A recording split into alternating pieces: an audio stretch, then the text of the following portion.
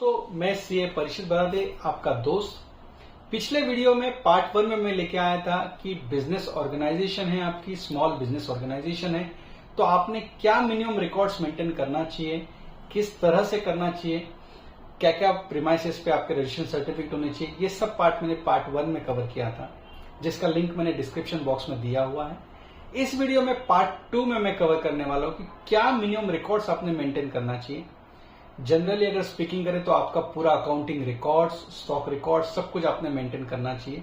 But अगर आप small organisation हो, कोई भी अगर इंस्पेक्टिंग ऑफिसर जीएसटी या इनकम टैक्स का आपके पास आता है, तो आपको क्या रिकॉर्ड प्रोड्यूस करना पड़ सकता है।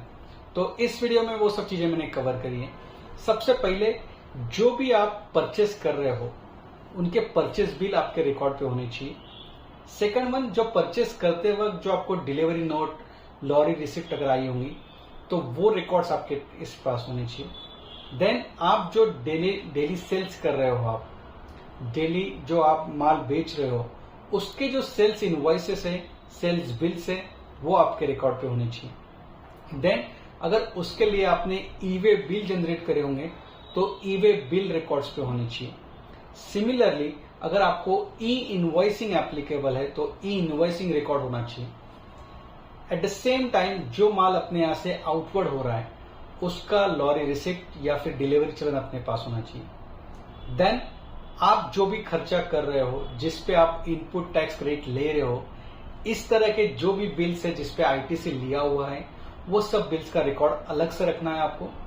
इसके अलावा जो भी आप बिजनेस के लिए खर्चे कर रहे हो, जो भी आपके वाउचर्स है, एक्सपेंडिचर के बिल है, उसका रिकॉर्ड मेंटेन करना है। सिमिलरली जो भी आप स्टॉक है अपने पास, उसका स्टॉक रिकॉर्ड जो मेंटेन कर रहे हो, तो कितना स्टॉक था अपने पास, कितना आया, कितना आउटवर्ड हुआ है, क्लोजिंग स्टॉक कितना है, तो स्टॉक रजिस्टर अपने पास होना चाहिए। ओवरऑल अगर समरी बात करो तो ये मिनिमम रिकॉर्ड अपने पास होने चाहिए।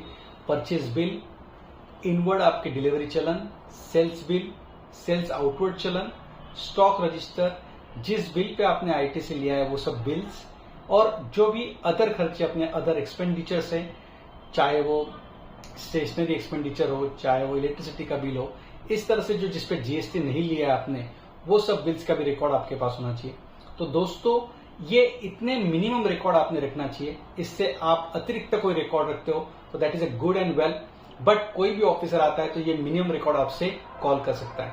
तो फ्रेंड्स, इस पार्ट 2 में मैंने बताया आपको कि कौन कौन से रिकॉर्ड्स रखने चाहिए। सिमिलरली एक स्मॉल ऑर्गेनाइजेशन है, अपनी एक बिजनेस ऑर्गेनाइजेशन है, जहां प्रोप्राइटरी जो है, जो ओनर खुद ही सब कुछ रिकॉर्ड्स देख रहा है, तो कुछ बेसिक चीजें मैंने पार्ट 3 में कवर करी हुई है कि क्या क्या केयर लेना चाहिए इनकम टैक्स और जीएसटी से रिलेटेड में। सो फ्रेंड्स, अगर आपने मेरा चैनल अभी तक सब्सक्राइब नहीं किया है तो I will request everyone to subscribe my YouTube channel. And please, अगर चैनल अच्छा लग रहा है तो प्लीज लाइक बटन प्रेस करिए और share it sir. Thank you.